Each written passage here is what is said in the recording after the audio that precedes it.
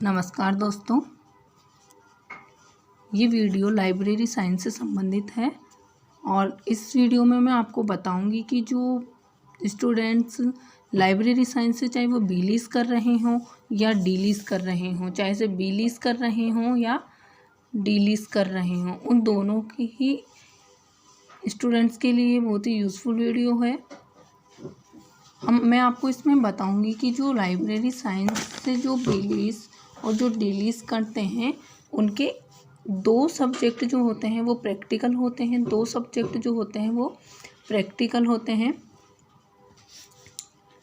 दो subject practical होते हैं और जो बीलीस जो कर रहे हैं उनकी जो 03 बुक है वो प्रैक्टिकल है और जो 04 बुक है वो प्रैक्टिकल है। जो 03 है वो क्लासिफिकेशन है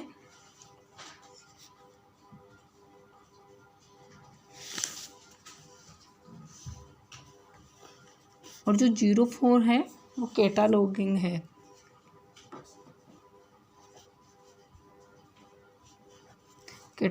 है। तो मैं आपको इसमें बता दूं कि जो क्लासिफिकेशन है, इस क्लासिफिकेशन को भी 2 पार्ट्स में दिया गया है। एक है CC और एक है DDC। जो CC है उसकी फुल फॉर्म है कॉलन क्लासिफिकेशन।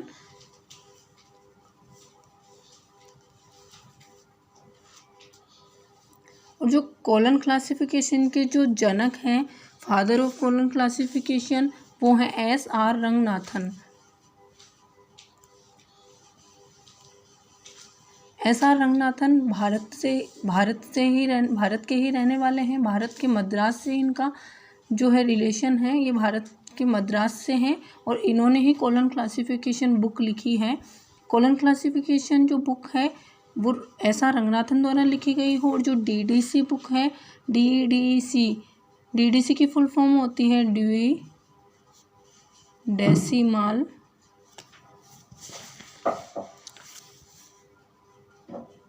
क्लासिफिकेशन।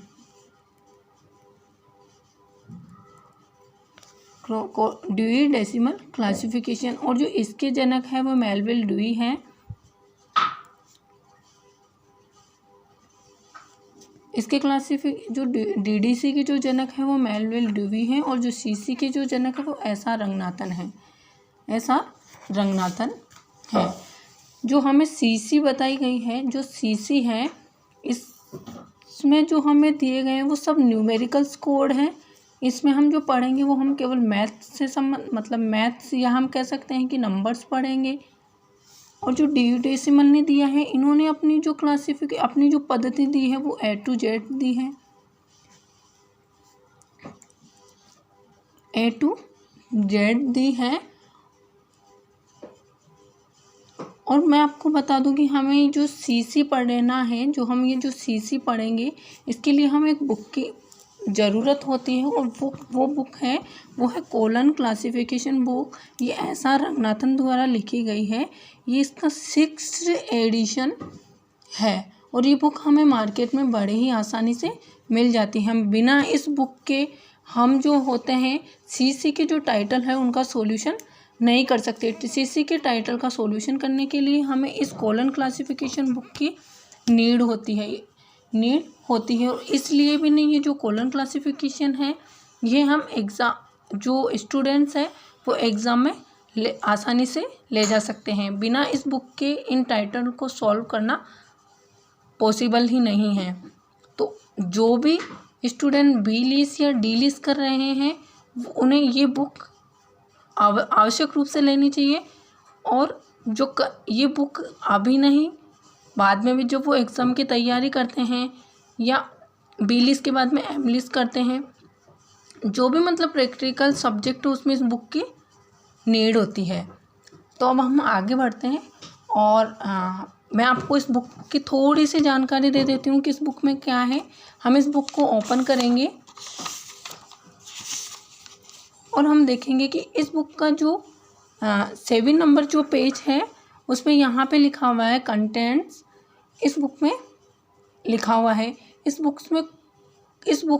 को 3 पार्ट दिए गए हैं। आप यहाँ देखिए ऊपर पार्ट 1, पार्ट 2, पार्ट 3। पार्ट 1 में इसके रूल्स दिए गए हैं, पार्ट 2 में इसका शेड्यूल दिया गया है और पार्ट 3 में इसके कुछ स्पेशल कोड हैं वो दिए हुए हैं।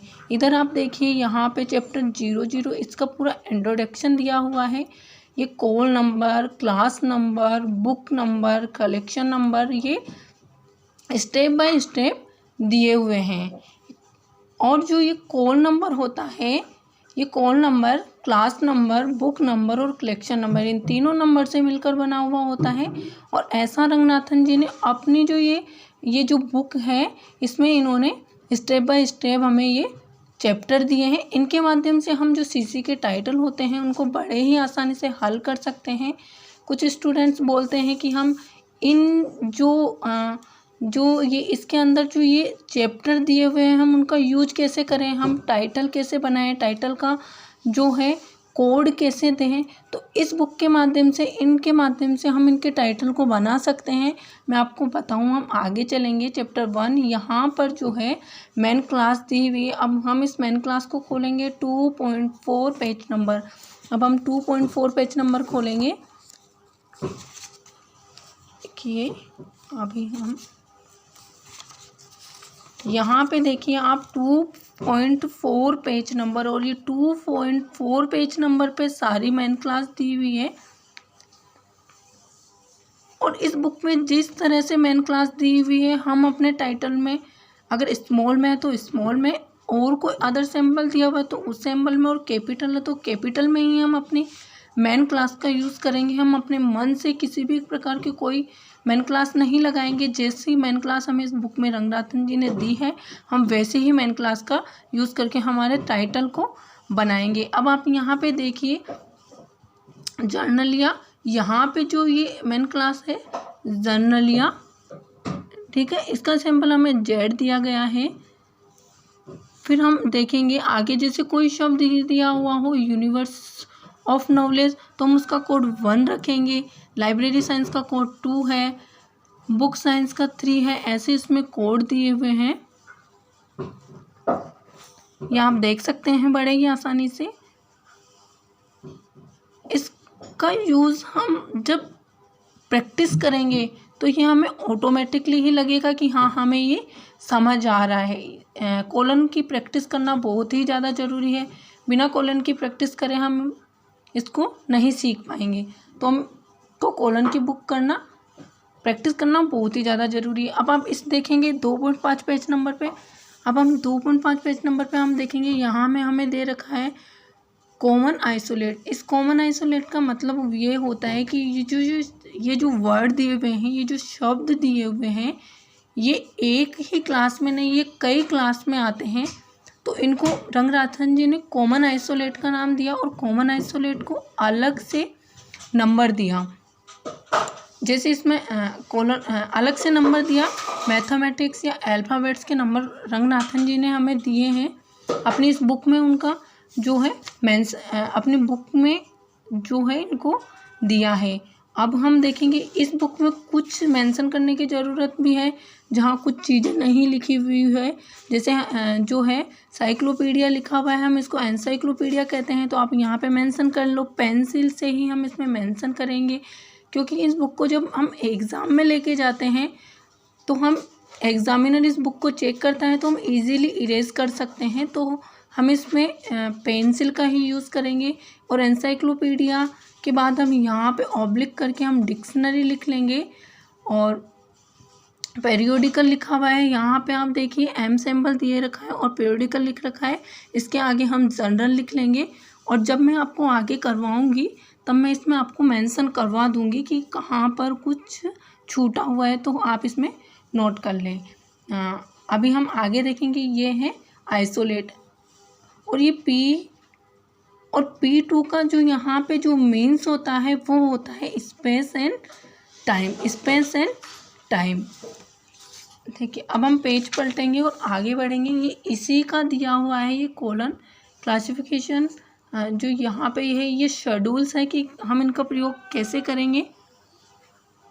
जब हम टाइटल करेंगे तब हम इजीली इनको समझ पाएंगे कि हमें इसका यूज़ कैसे करना है। फिर हम आएंगे 2.7 पेज नंबर पे। आप नीचे देखिए 2.7 पेज नंबर। यहाँ पे हम देखेंगे टाइम आइसोलेट, और टाइम आइसोलेट में जब हमें टाइटल में कोई टाइम दिया हुआ हो तब हम इस 2.7 पेज नंबर पे आके इस टाइम आइसोलेट जो दिया हुआ है हमें चैप्टर, इसका हम प्रयोग करेंगे।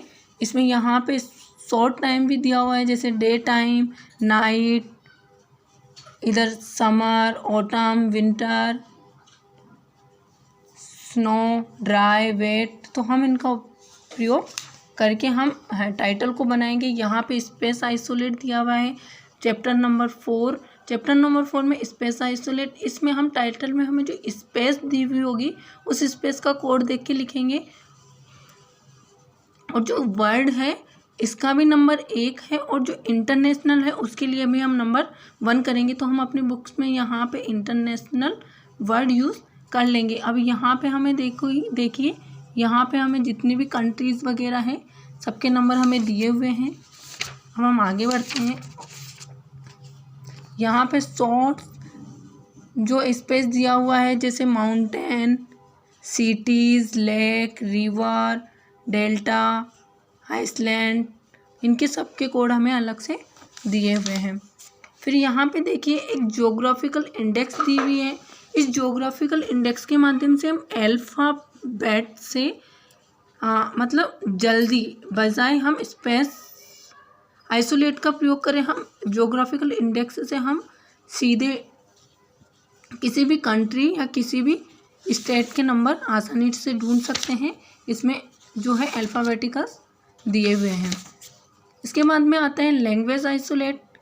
टाइटल में दी हुई भाषा को लिखने के लिए हम जो है लैंग्वेज आइसोलेट का प्रयोग कर रहे हैं। जैसे कि हमें जैसे टाइटल में हिंदी लैंग्वेज दी हुई है तो हम यहाँ पे हिंदी को ढूंढने के लिए, देखिए आप हिंदी 152 ये हिंदी का कोड है, और हम इसके माध्यम से हम उस लैंग्वेज का कोड उसमें लिखेंगे।